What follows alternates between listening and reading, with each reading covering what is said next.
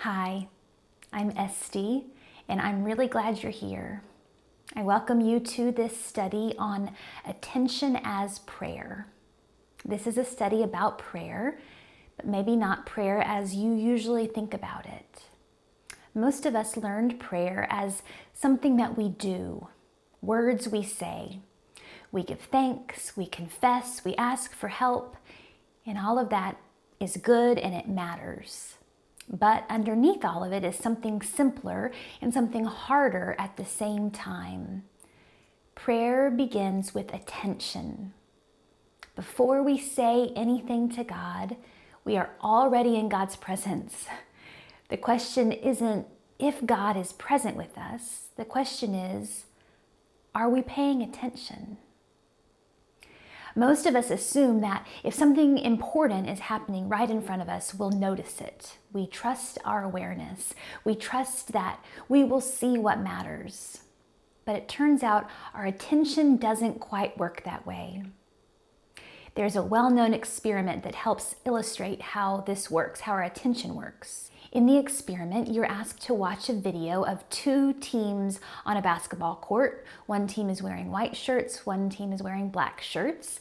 And as you watch, you're supposed to count the number of passes that are made by the team wearing the white shirts. It's not easy. The players are moving in front of and behind each other, but if you concentrate, you can do it. You can count the passes. At the end of the video, you are asked, how many passes did you count? If you answer 15, you're right. That's the right answer. Then there's a second question. Did you see the gorilla? And most people respond with total confusion. What? Gorilla?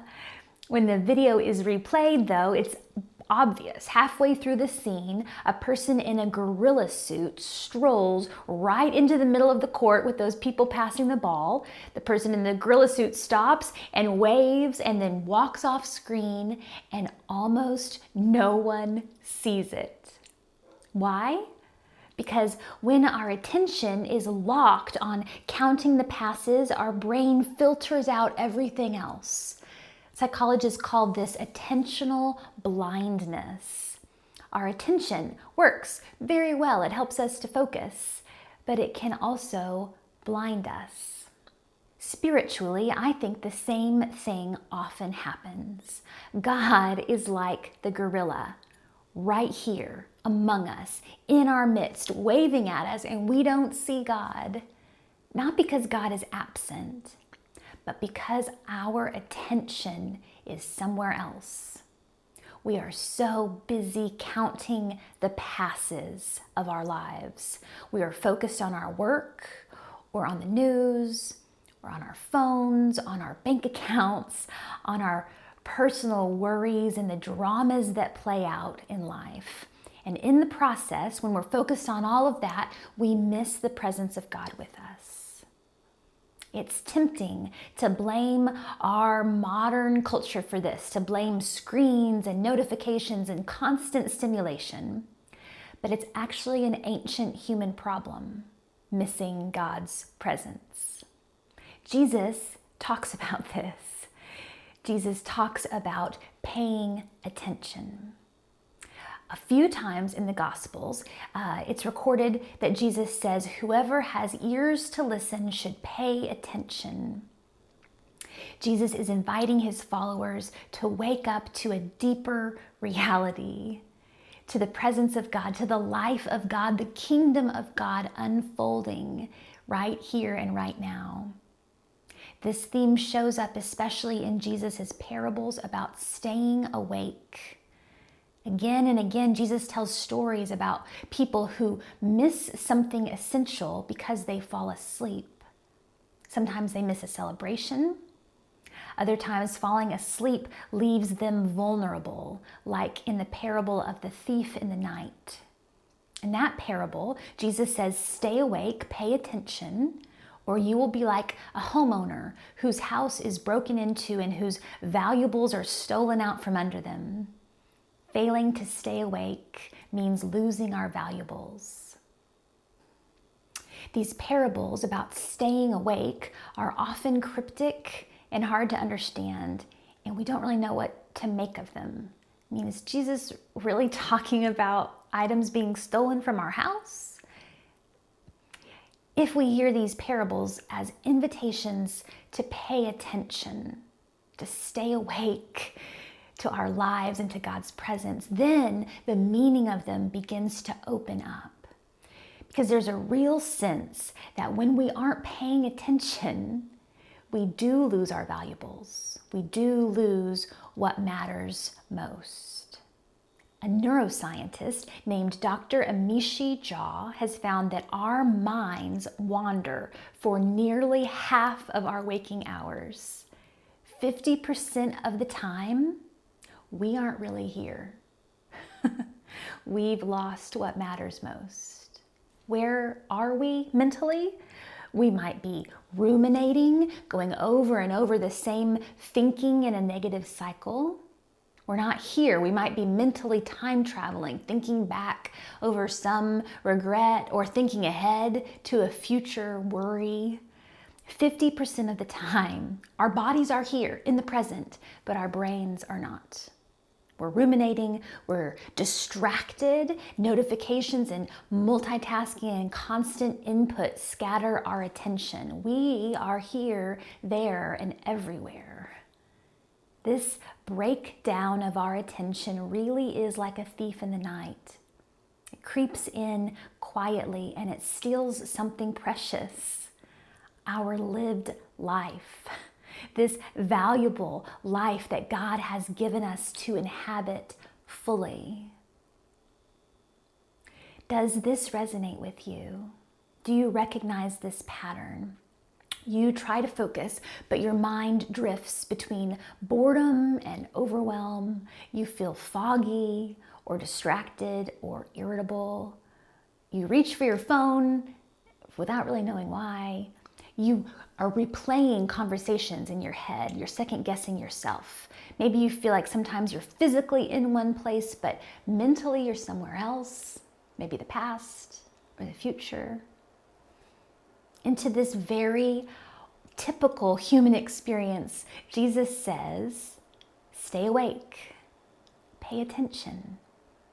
Your attention is working, but it's hijacked. What's needed isn't more effort or willpower.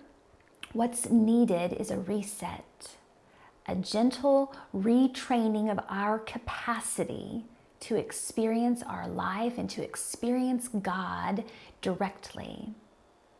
And the good news is that the Christian tradition has had these kinds of tools to do this sort of mental reset. We've had these tools for a very long time. In this study, I'm going to introduce to you practices of attention as prayer. In the next several sessions, we'll explore some of these practices: breath prayer, the prayer of examen, Lectio Divina, praying with our body, and finally, how to relate to our distracted thoughts without being ruled by them. Everything I want to teach you are not like techniques you have to master. They are forms of prayer, grounded in relationship with God, not in self-improvement. That's not the goal here. When we practice these kinds of prayer, I believe two things happen.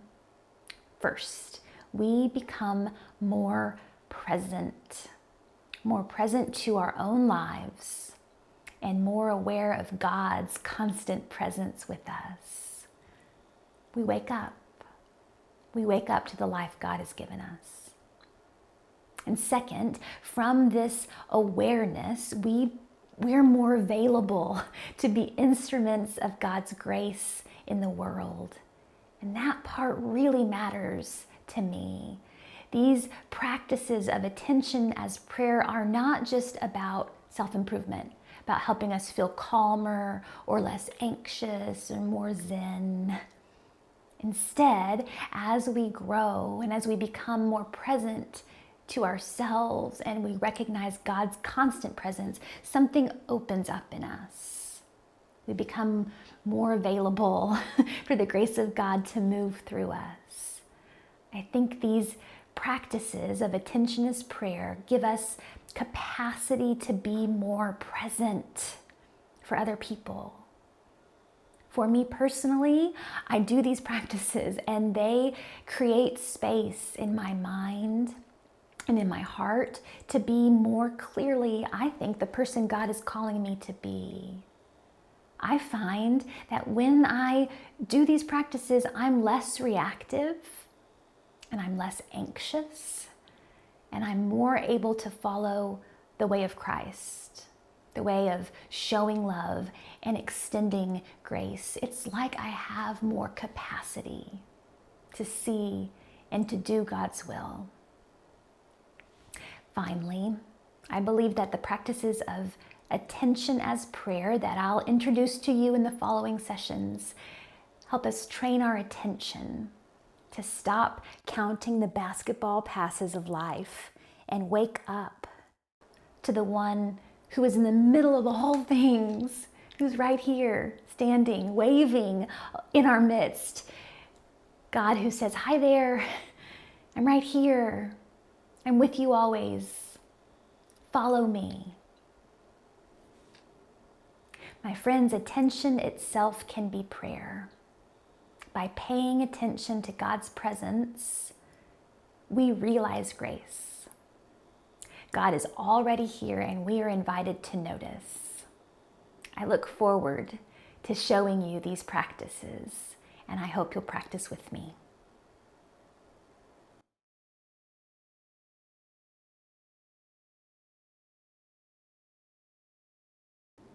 Thank you so much for joining me for this introductory session on attention as prayer. If you're watching this video with a small group, then I invite you to download the small group discussion guide that's on my website, realizegrace.com. I envision that you'll watch this video together, and then after the video's over, you'll have conversation about the ways that you are noticing God's presence with you. Thank you again for watching. I look forward to continuing this journey with you in the next session.